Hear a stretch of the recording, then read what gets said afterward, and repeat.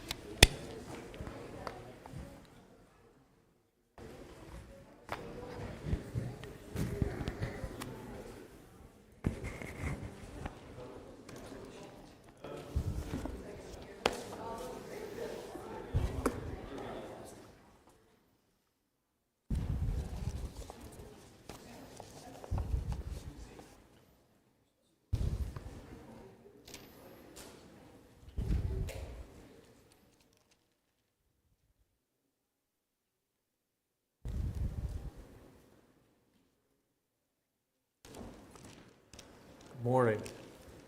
Good to see you all out this morning. We have a beautiful Lord's Day. We have a lot to be thankful for.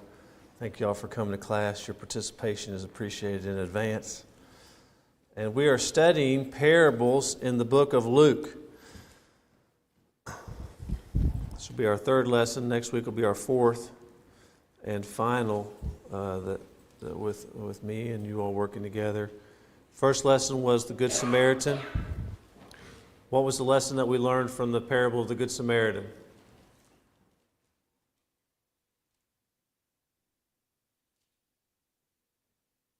Selfless service to others.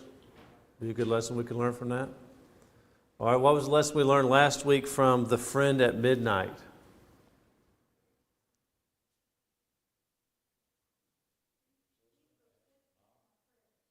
Persistent in our prayers. Okay, consistent and persistent in our prayers.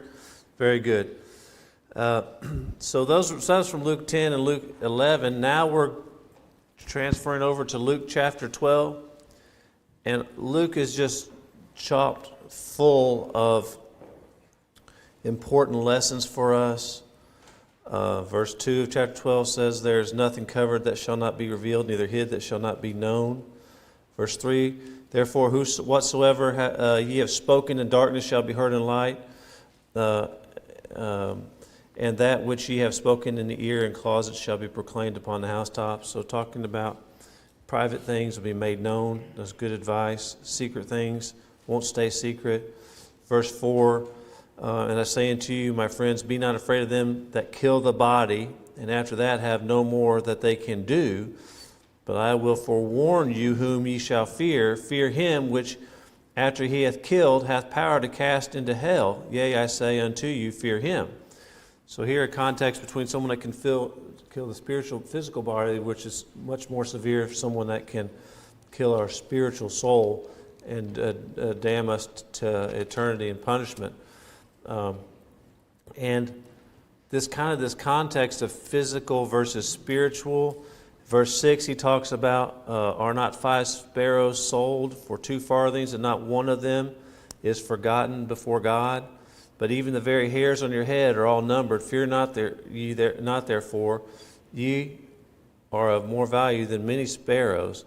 Also I say unto you, whosoever shall confess me before men shall I confess, him shall the Son of Man shall confess before the angels of God." So when we get into this context today of the questions that's asked of Jesus in verse 13, we can remember back to verses 6 and 7. God knows everything about us.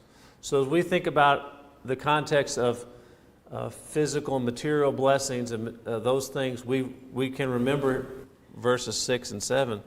God even knows the sparrows of the field. He knows every hair on our head. He knows what we need before we even know that we need it. And He's watching out for us, and He's taking care of us. So in that context, then, how will we properly apply this parable that's given?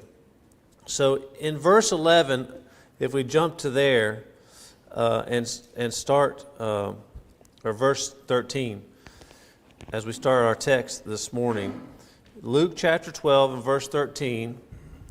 So he's gone through, all these different instructions, and it almost seems a little bit just random.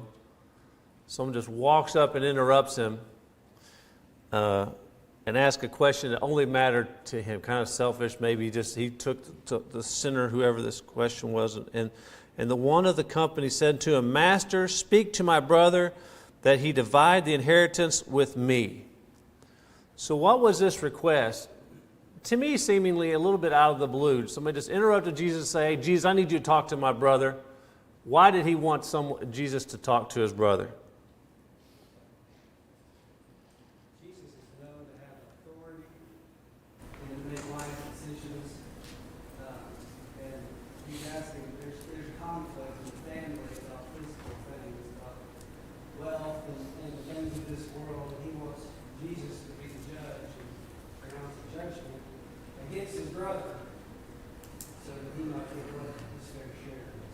Okay, very good. I heard a question about somebody did a survey that says, if you had one chance to speak to Jesus, what would you ask or what would you say?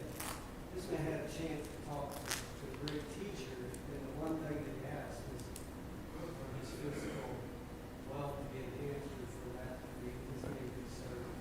It's not the right thing that should be focused.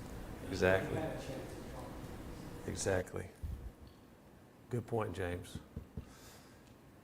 He had his shot to ask a question. He asked about something physical in nature. Go ahead. This is a brother, he might have had an older brother, the older always receive more than the rest of the family, because they were the oldest siblings. So this might be a problem too, but who knows? A lot of emotions get involved around family inheritances for sure.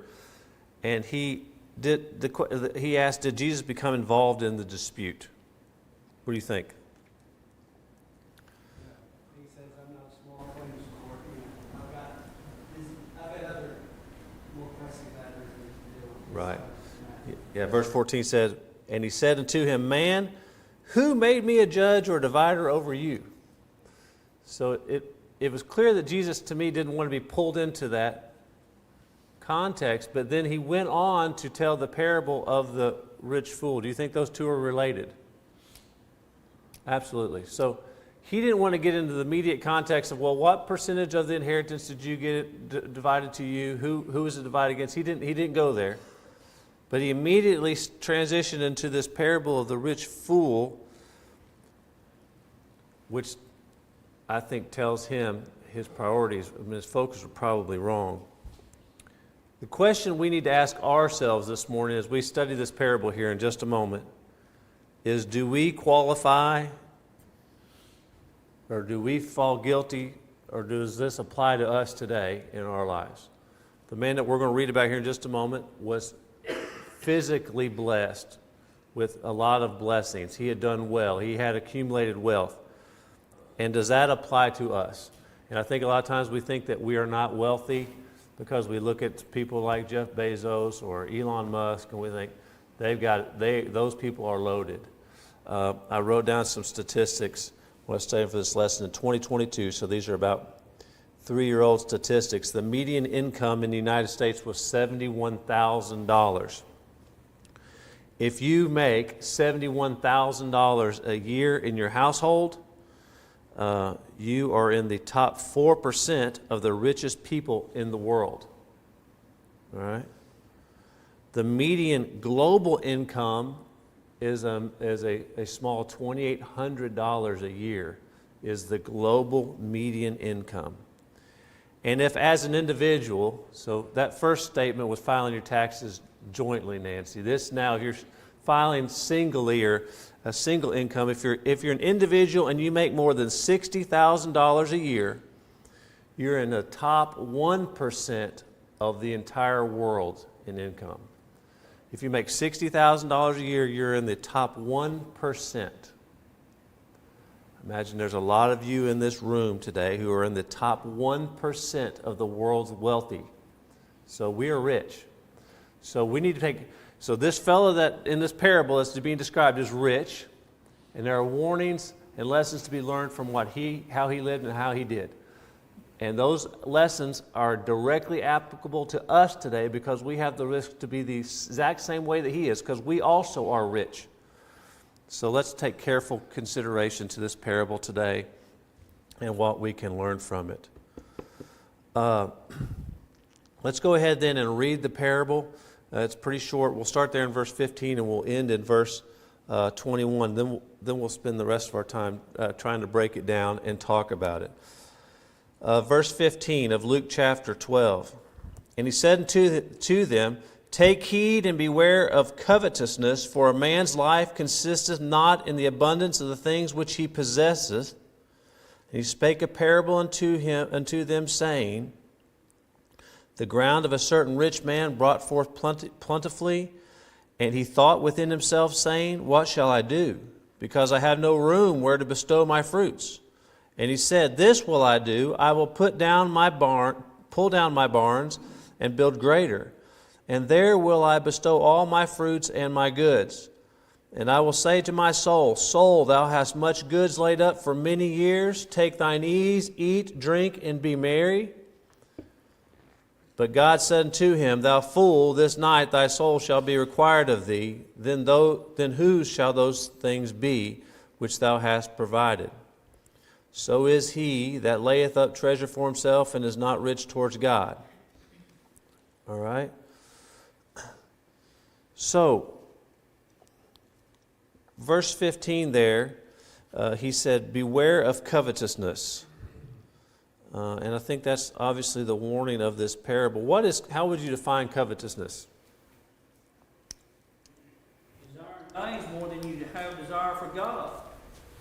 That's a good definition. Another translation says every form of greed, so it has to do with desire, physical, Every form of greed. Yeah. Cambridge Dictionary says a strong wish for something, especially something that belongs to someone else. Another definition, a desire intensely. Wanting things, right? Coveting things. Physical desire for more and more. Turn over to Hebrews chapter 13 and verse 5.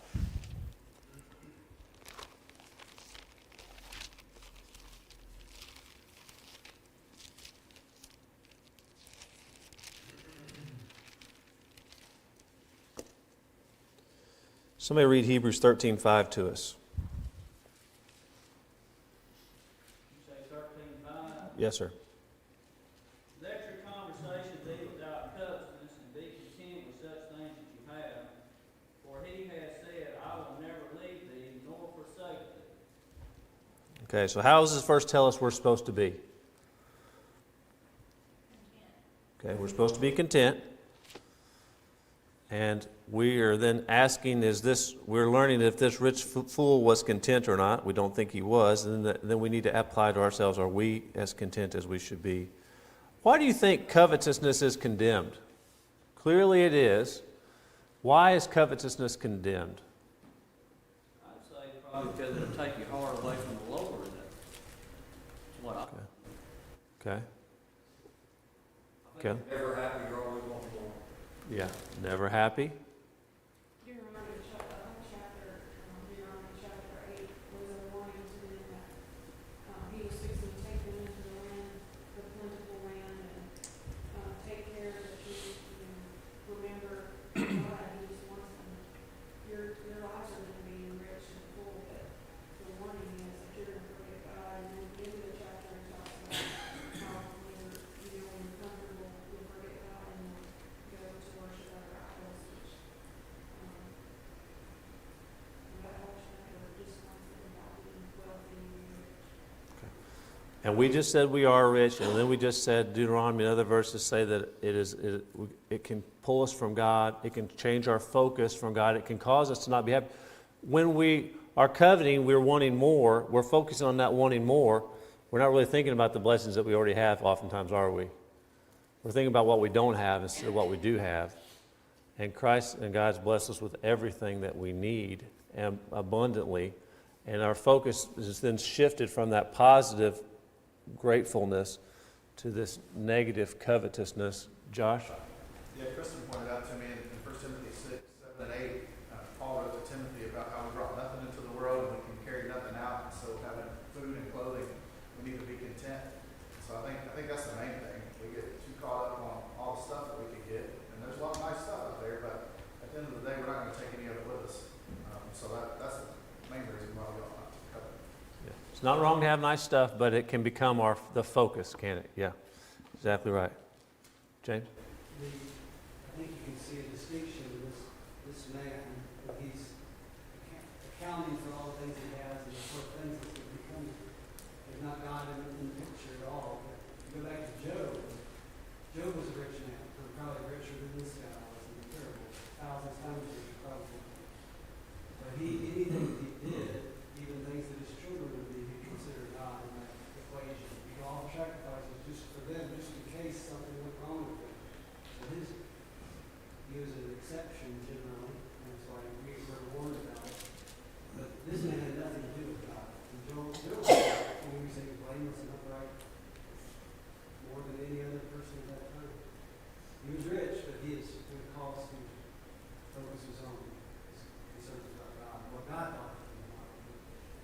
Yeah. all the things. Very good, James. Thank you. Agree. So when we consider the parable in verses 16 through 21, there are many things wrong in this man. There were many things wrong in this man's actions, the author says. Think, he tells us, list as many wrongs as you can see. First thing he uses, I'm gonna do this, I'm gonna do that, it's all himself. Yeah. I think that he's not thinking of others. He's only thinking of himself, isn't thinking of others. Good. Well, he's not considering the life after this one. In verse 20, says that his soul be required that night. So he's just thinking about specifically like Yeah. Yeah. Very good. Very good. He totally left God out of it. He said, if the Lord wills, I'll build a bigger barn out of this. He totally left God out of it. Wasn't thinking about eternity. Wasn't even thinking about what God wanted in this life, even for himself. Okay. Thank God for his prosperity. Was not thankful to God for sure. He almost acted like he got it all himself. Caleb? It may be a stretch, but I mean, if he's devoting all his time to, planting these goods and then building barns, he's not spending time doing things that are more important. Yeah. So Very likely his focus was completely off, right, James? One thing about, he keeps being productive, so he's got more than one, he's sufficient for himself, and even more than what he needs. He didn't think about others. Like, God tells us even the children of Israel, when you're doing the church, you don't gather everything. You leave the corners for those who are poor to come and get what they need. He didn't consider it other men. We know he didn't consider God, he didn't consider helping other men. It's all about hoarding it. Yeah, he didn't say that so that he could help others. He said he was going to take his ease, eat, drink, and be merry himself. Yeah. Matt, you raise your hand? Okay. Mike? Yeah, I'd just like to say something about Job. He was a very wealthy man, but also it says in the book of Job that he distributed his wealth around to a whole lot of people. So he shared his wealth with others. Yeah, very good. Yeah, there's a whole lesson about us being generous too that we won't talk completely about today, but since we are rich, we need to be generous people. Tom? Thought there just that concept of looking around, I don't have any place to store my drink. Well, I don't have any place, but evidently there could have been other places. He could have leased out from, other landowners and things, done things, shared that wealth from people. But he was so selfish that, even the means by which he wanted to, store up his grain was, well, get rid of my little barns and I'll build bigger barns. Why tear down something that is working for you and do something that is going to take time to do? He could have, everything could have been wasted in doing that. Wasn't very wise in planning for his future. So, even his concept was wrong. And then, spiritually, he didn't even have time to build his barns with all of his things.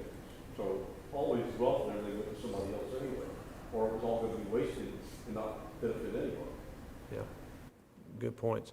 Turn over to Deuteronomy 8. Deuteronomy chapter 8 and verse 18.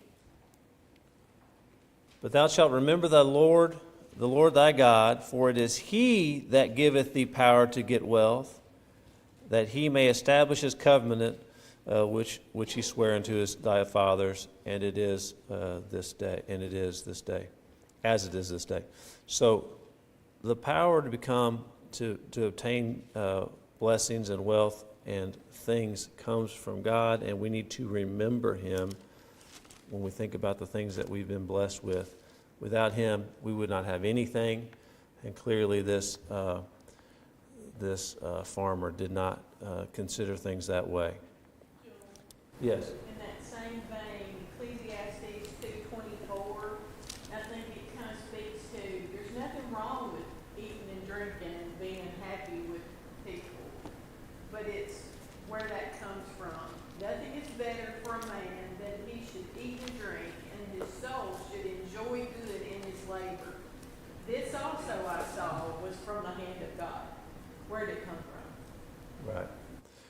But the enjoying of it is not wrong. Yeah. Yeah, and we'll have to ask this question today. I have this question. Can we keep our 401ks? Can we make preparedness for retirement? Can we prepare for a rainy day? Or should we always be dead broke because we've given everything we've got to those around us who needed it? Well, you know, like you said, even a good man, the Bible says somewhere, it says even a good man leave his wealth not only to his children, but to his children's children. So it's nothing wrong to make investments and leave wealth to your children, at least according to the Bible. Exactly right. We'll talk about some of those verses here in a minute, but absolutely the prioritization, the focus, and not properly thanking God for it. All these things are lining up against this fellow that we're reading about in this parable. Question 4, the author asks us what? Yes. Carol.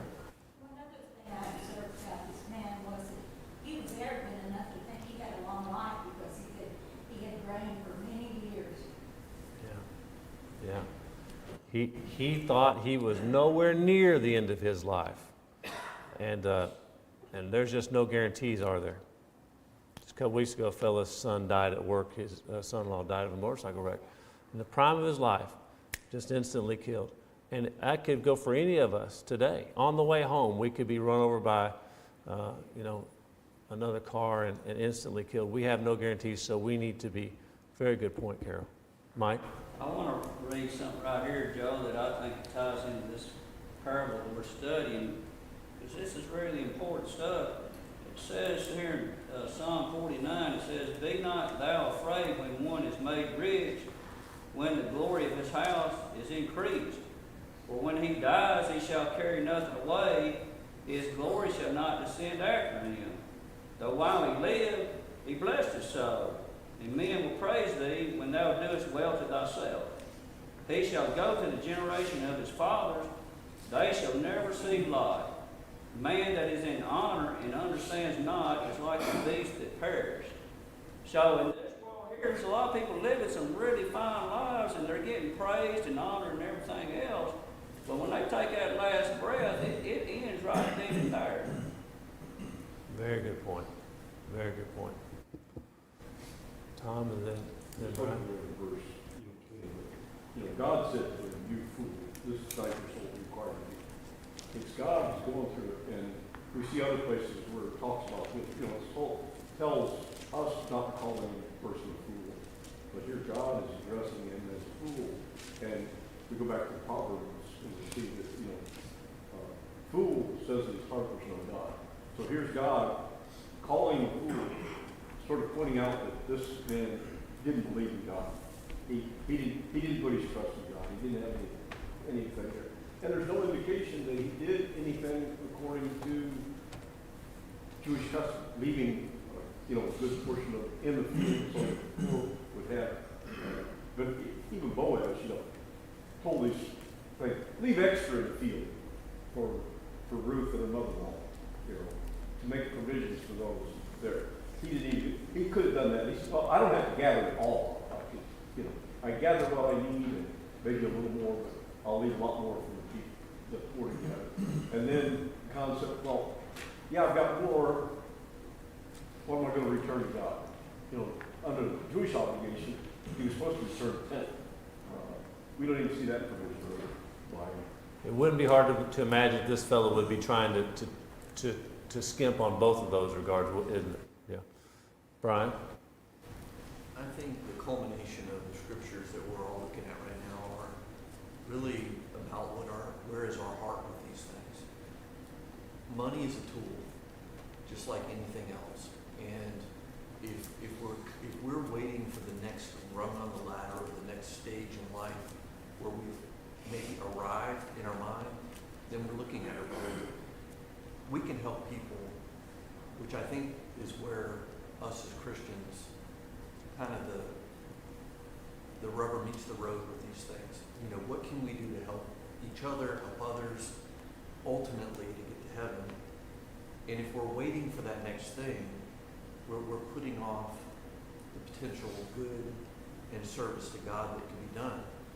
And, you know, looking at this as money as a tool to help others is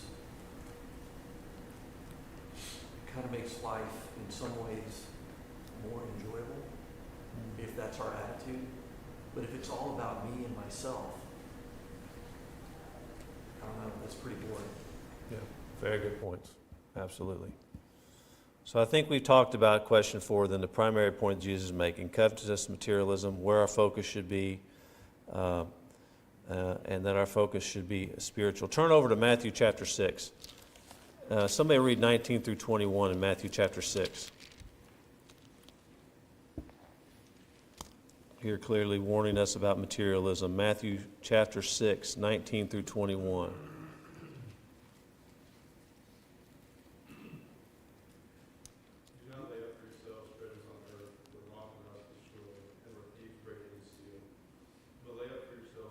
Heaven, where neither moth nor rust destroy, and where thieves do not break in and steal. For where your treasure is, there your heart will be also. All right? Where your treasure is, that's where your heart is. And we know where this fellow's heart was, and we're asking ourselves where our heart is in relationship to our physical blessings as well. I tell you, we've covered a lot of bases already, but let's keep expanding this thought. The thought question in question 5 was, is this parable teaching that it is wrong to save in a reasonable amount for a rainy day or for a time when you will no longer be able to work? I think we've already covered that some, but how would you answer that? So there's going to become a time, if we live long enough, and Carol told us we don't have any guarantees, but if we live longer into our lives, very likely the job that we have today, we're not going to be able to continue to do that. There's going to become a time where even if we don't want to retire, they're going to push us out because we've gotten too old, we've gotten too feeble, or there's a younger person who's going to come in and do it cheaper, faster and cheaper than us. And we're going to get pushed to retirement, even maybe if we don't want to. Is it wrong to then prepare for that, to lay some back? Most of us call that a 401k. Is it wrong to have a 401k? Is it wrong to have a retirement plan to get ready for both that day of retirement or for maybe the day in which we go to work and they say, hey, you don't have a job here anymore, and we're walked out? Is it wrong to make preparation for even maybe the more near term and maybe for the long term? Mike? The one-talent man, he didn't make no investment, and Jesus condemned him to outer darkness, so we're supposed to be making investments. We're supposed to be using our talents wisely, right, and investing good. Tom? You look back in the Old Testament too. Joseph down in Egypt, and interpreted the Pharaoh's dream about the 7 years of plenty and 7 years of famine. What was the wisdom that Joseph gave? He said, let's build up the grain bins, store it up, have everybody bring in from their abundance, put in the store, and then we'll be able to get through these 7 years. And they were able to get through these 7 years, and even to sell out to some of the other surrounding areas that provided for. So, in that aspect, we see things that, that you're supposed to make provisions for things. There, when Paul's given instruction to Timothy and other places and other churches, he said, if a man, I think here in 1 Thessalonians, if a man will not work, let him not eat. Well, sometimes you realize you're not going to be able to work, and you need to make provisions for your family to do that. But you're not laying up just to get rich and to have more and to see your bank account and build and build and build and build. We can find a lot of different passages that tie in that says that and look where it's at. And the other thing, the main thing is to put your trust in God that He's going to provide for you. If you do what, you keep Him first. Yeah. Keeping God first, trusting Him. Financial planning, though, is a biblical principle. Luke 14, 2 chapters over, at verse 28, for which of you intending to build a tower sitteth not down first and counteth the cost, whether he have sufficient to finish it? So financially, are we thinking like that? Proverbs chapter 10, somebody turn over there and read for us Proverbs chapter 10 and verse 4. Proverbs 10:4.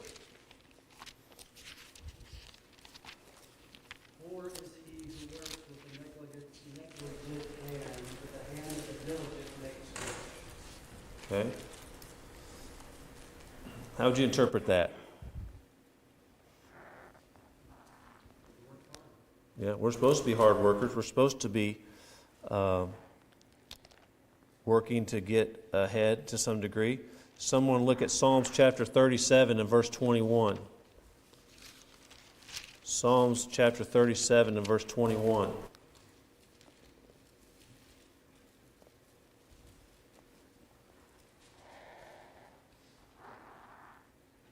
The wicked borroweth and payeth not again, but the righteous showeth mercy and giveth. Okay? And a familiar verse 2, Proverbs 22:7 says this, the borrower is slave to the lender. I don't think it's wrong to borrow. It's definitely wrong to borrow and not pay back. But there is a concept here that it is better to not have to borrow, right? Probably a more familiar verse. Somebody turn over and read 1 Timothy 5 and verse 8. 1 Timothy 5:8.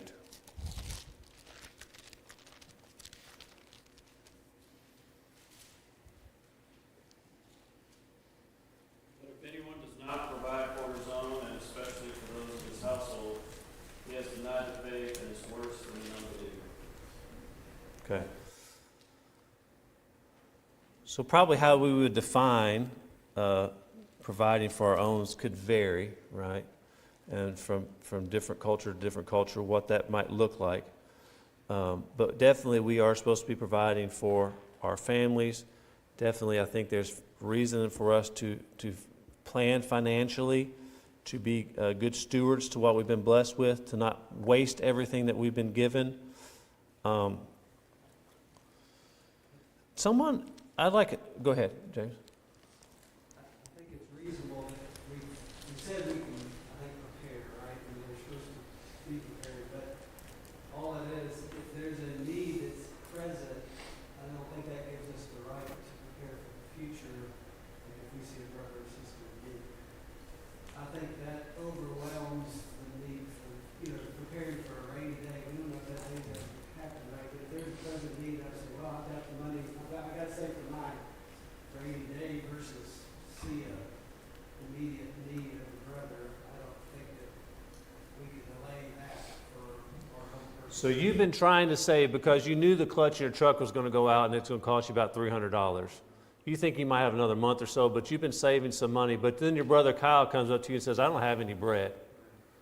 And are you going to say, well, I'm saving for this clutch, so I'm not going to give you any bread? No.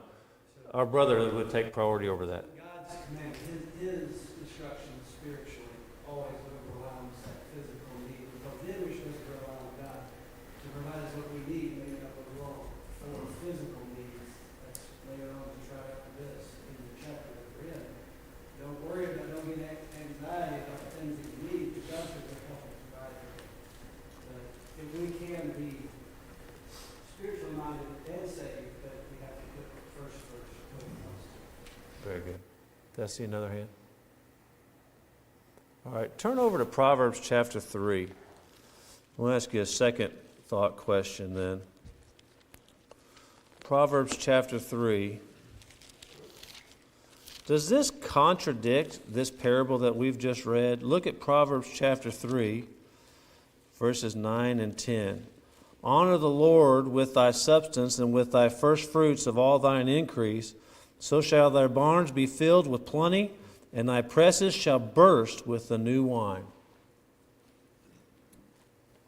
So is Proverbs 3 in direct contradiction with Luke here? How would you explain that? Someone reads it and says, well, the Bible says that, if we honor God and live righteously, He's going to bless us, and we're going to fill up our barns. But then you tell me over here in Luke chapter 12, it's wrong to fill up my barns, to tear down my barns and build more barns. Maybe someone who just started reading the Bible said, that makes absolutely no sense to me. Can I have a barn or can I not? Can it be full of fruit? Can it not? What are we talking about here? Can I have some wealth? Do I have to be broke? Tom? It goes back to God identifying the individual. Because He didn't do the first part, didn't do verse 9 in, there in Luke. He didn't honor the Lord from his wealth. God called him a fool. So, he was trying to fill his barns without honoring the Lord with his wealth. So his barns didn't get filled. Somebody else took it. So I think they're in harmony with what's coming, because that concept of honoring the Lord with your wealth first is what makes verse 10 fulfilled. If he didn't do that, it's what he's doing is in vain. Yeah, I think you're right. We keep going back to giving back and giving honor to God, prioritization. God will bless us, but having our priorities right, having our mind right, and how we think about wealth is very, very important, because how we prioritize it, where that falls in our spiritual prioritization. Turn to 1 Timothy chapter 6. We're about to wrap up class, and I really think that 1 Timothy chapter 6, a very familiar passage, but I think it really wraps this context up very well, the study that we've been talking about this morning. Turn to 1 Timothy chapter 6, verses 17 through 19. 1 Timothy 6, 17 through 19.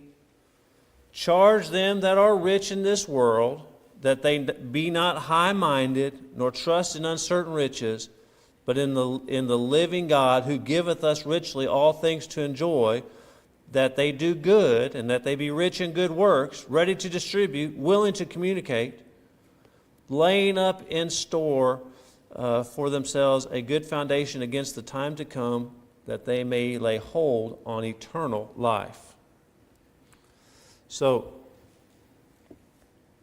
I really think this is a powerful verse. It talks about materialism, those that are rich, that they be not high-minded, and that they don't put trust in uncertain riches. The rich fool did that, right? He was high-minded. He was proud of the things that he took credit for, all that he had done. He trusted in those riches, but he didn't trust in God, and he didn't give praise to God for trusting God or praise to God for all that he had. It talks there in verse 18 that be rich in good works and ready to distribute, willing to communicate. Then that's the question that we have to ask, because we said earlier we obviously are all rich. Are we putting all of our focus in that and in that for ourselves, or are we willing and ready to do good for others? And then we talked about physically it's not wrong to lay up for the future, but the foundation that's the most important for us, the time to come that we're most worried about preparing for there in verse 19, that we may lay a hold on eternal life, right?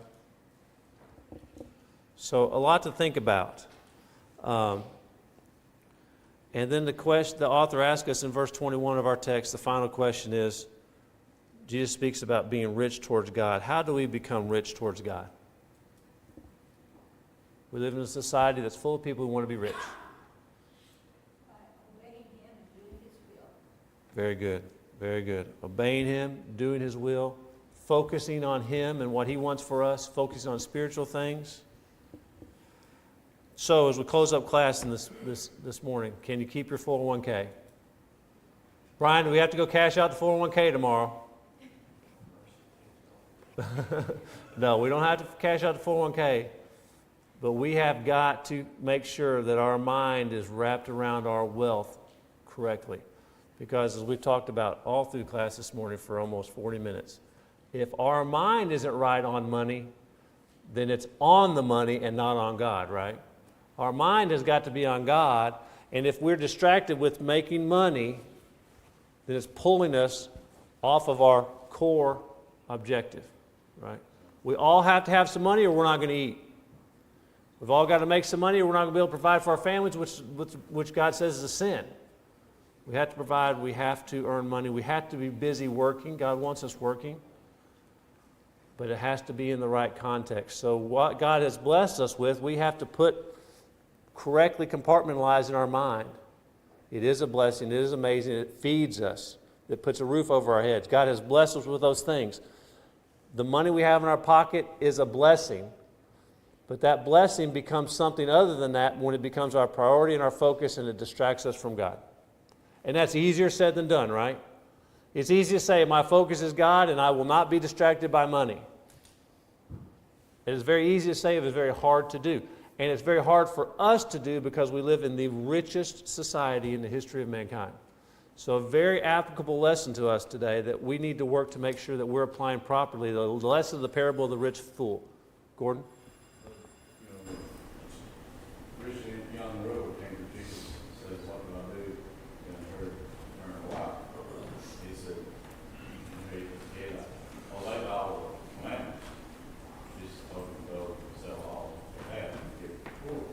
Well, because he couldn't do that, because he entrusted that riches for him to God to serve him. Very good parallel. Very good parallel. Anything else before we break up the class? Appreciate everybody's participation. All right, thank you all.